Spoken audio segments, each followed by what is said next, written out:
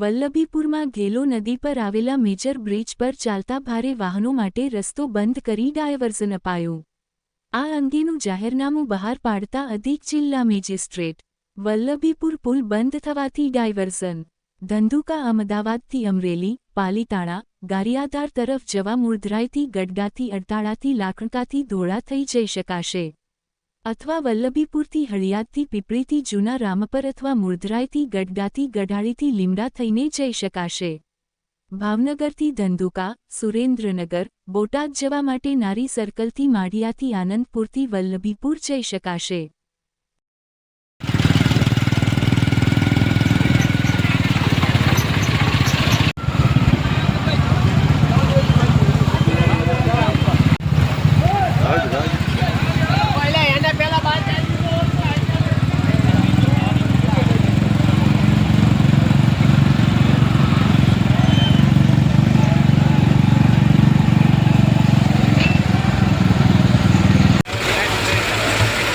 ભાવિક ધનાણી, પ્રમુખ વલ્લભીપુર શહેર કોંગ્રેસ સમિતિ.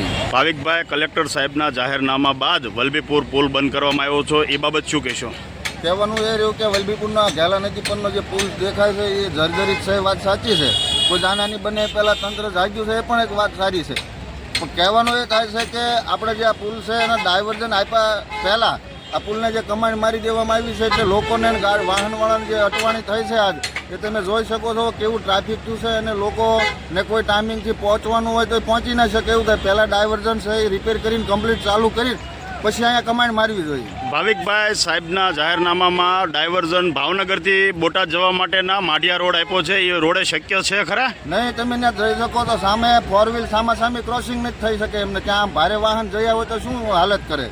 એટલે એ રોડ તો ચાલે એમ જ નથી કોઈ પણ. ત્યાં વધારે દુર્ઘટના સર્જાય તેવી ભીતિ છે. હા, પાકું. કોઈ પણ વાહન તારવવામાં જાય તો સાઈડમાં ઉતરી જાય એવી પોઝિશન છે. સાવ સિંગલ પટ્ટી રોડ છે. તમારી શું માંગ છે? મારી એક જ માંગ છે કે કમાન્ડ 2 દિવસ 3 દિવસ જ્યાં સુધી ડાયવર્ઝન ચાલુ ન કરે ત્યાં સુધી કમાન્ડને હટાવી લેવામાં આવે. ઓકે. નિંબાર, બોટાદ ડેપો ડ્રાઈવર.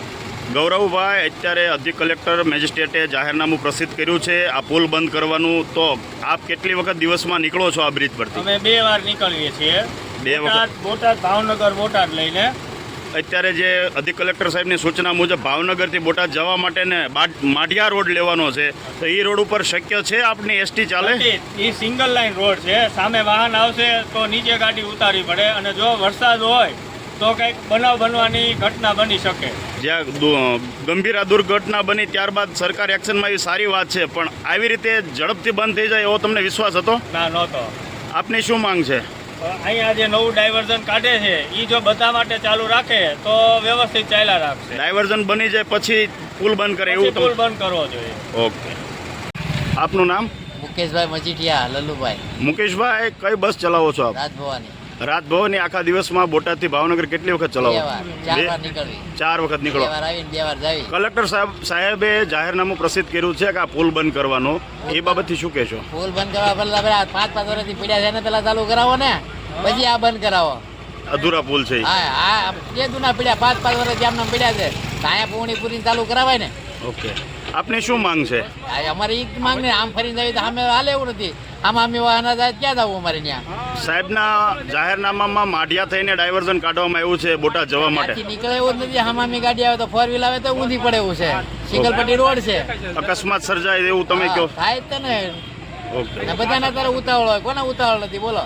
ઓકે. મારું નામ ઇમરાન યુનુસભાઈ મહેતર, દેવવલ ઇન્ડસ્ટ્રીઝ. ઇમરાનભાઈ, અત્યારે જે પુલ બંધ કરવામાં આવ્યો એ બાબત શું કહેશો?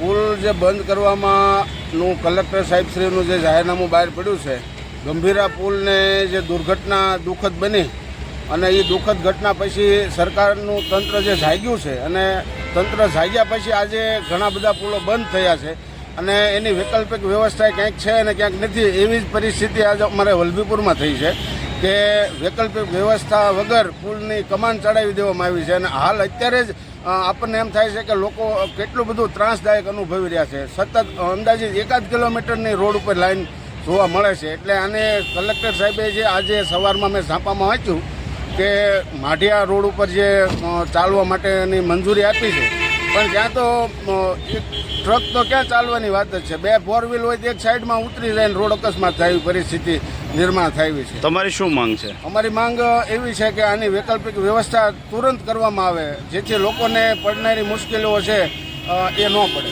ગાડી છે હિંમતભાઈ, શું પ્રશ્ન છે? પ્રશ્ન છે આ દોઢ 2 કલાકથી ઊભા છીએ અને કલેક્ટર સાહેબે કઈ મંજૂરી કઈ આપી નથી કે અમે આ બાજુ ચાલુ કરવી કે અહીંયા ચાલુ કરવી નથી. ડાયવર્ઝન આપ્યું નથી કે અમને જાહેરાત કરી કે ભાઈ આ રસ્તો અમે બંધ કરવાના છીએ. એવું કંઈ અમને કંઈ જાહેરાત કંઈ આપી નથી ને આ 2-2.5 કલાકથી બધા પરેશાન કરીને હેરાન થઈ છીએ. ડાયવર્ઝન આપ્યું છે ઉમરાળાથી ગઢડાથી મૂળધરાય વસ્તુ આપ્યો છે અને ભાવનગર બોટાદવાળાને માઢિયા થઈને, તો ત્યાં શક્ય છે ખરું? શક્ય ન થાય ને સાહેબ, એ શક્ય ક્યાંથી થાય? અમારે કેટલા કિલોમીટરો વધે? અમારે 20-25 કિલોમીટર વધે. ઓકે.